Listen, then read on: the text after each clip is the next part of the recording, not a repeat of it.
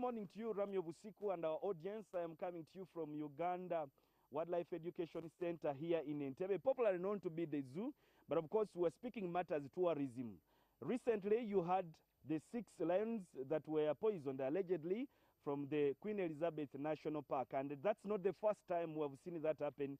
We saw it in 2018, 2010, up to this time. But of course, when such incident happens, they do not only cost the people the other side of Queen Elizabeth, but we know that tourism is one of the top foreign earning exchange for the country. And of course, when that happens, it does not only cost the other side where Queen Elizabeth is, also the Uganda Wildlife Education Center, because the tourists who come and visit the other side return to also look at some other animals within this facility here. And as that creates a bigger impact, I want to speak to the executive director of Uganda Wildlife Education Center, who also doubles as the chairperson of all zoos and aquaria under the Pan-African here in Entebbe, to just let us know about the effect. What does that mean? And the executive director of Uganda Wildlife Education Center, Dr. James Musingu, is welcome with Morning at NTV. Thank you very much. I'm glad to be here. You are most welcome. NTV in the morning. We are glad to be with you this morning. My name is Dr. James Msinguzi, the Executive Director. Yeah, make us understand. We have recently seen the alleged poisoning of the lions at Queen Elizabeth. Yes. And this is not the first time. It's happened. We saw it in 2018, 2010. Up to this time, what effect does it have on our tourism? It's very devastating to the tourism and conservation fraternity in the country, because according to the latest statistics, we have about 500 lions in the country at the moment, according to a study that was done in 2017 and published in 2019 by our colleagues and partners. Therefore, any single loss of a lion is a big loss to our conservation and tourism fraternity, because they are a big attraction. So it's a big loss which we strongly condemn, and the perpetrators should really be brought to book. Yeah, but what do you think needs to be done? Because this is numerous. What do you think need to be done? Well, we should continue promoting collaborative wildlife management, and most importantly, critically involving the community in the conservation efforts of wildlife.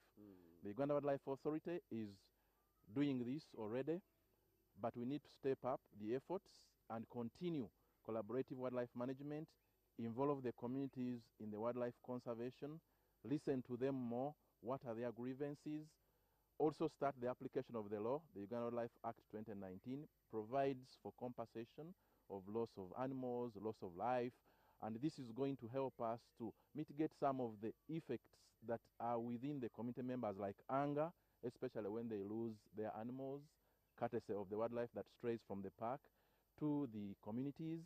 So by application of the law to compensate the communities, by improving a lot of community conservation and engagement of the community through awareness creation, this will be key in mitigating the effects of stopping such instances in the future. Well, let me pull your attention back here. From the effects of the pandemic, when we asked the public to come and stand with us, and yes, I saw some food reliefs being given.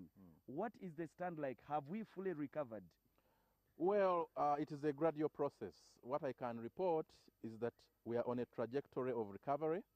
I want to thank the public and the government of Uganda for the great support that has been accorded to the Uganda Wildlife Education Center. As you can see, all our animals are very healthy. Yeah, you can see the zebras if we can get closer and so despite the COVID-19 pandemic, our animals are very healthy, courtesy of the government of Uganda and the people. They have given us food.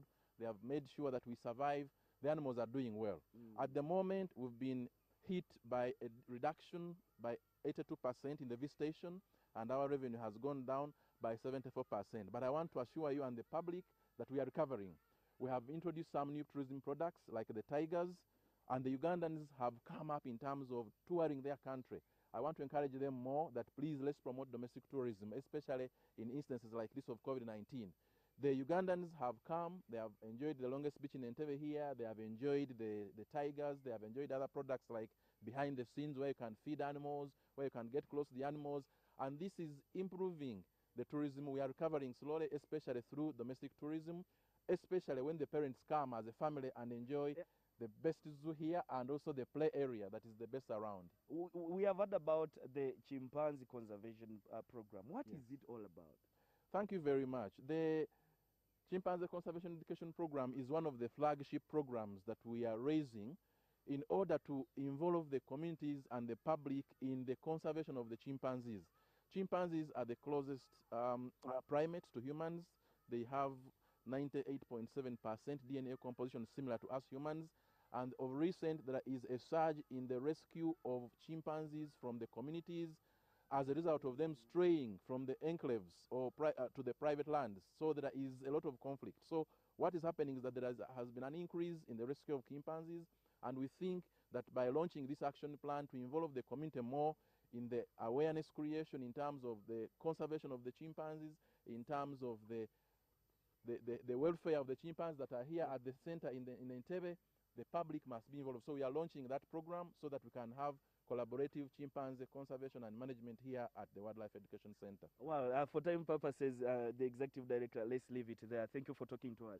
Thank you very much for always looking out. We appreciate the partnership with the media, especially NTV. You've been very supportive and you have helped us to navigate through the COVID-19 pandemic. We appreciate your support. Wow, thank you very much. That's the executive director of the Uganda Wildlife Education Center, just giving us a hint, of course, of what the stand is like. But I chose to stand at the zebra exhibition here, of course, beautiful as you can see them. But while Ramya Busika, I want to come back to you in the studio. A very good morning to you and our audience. Well, thank you very much.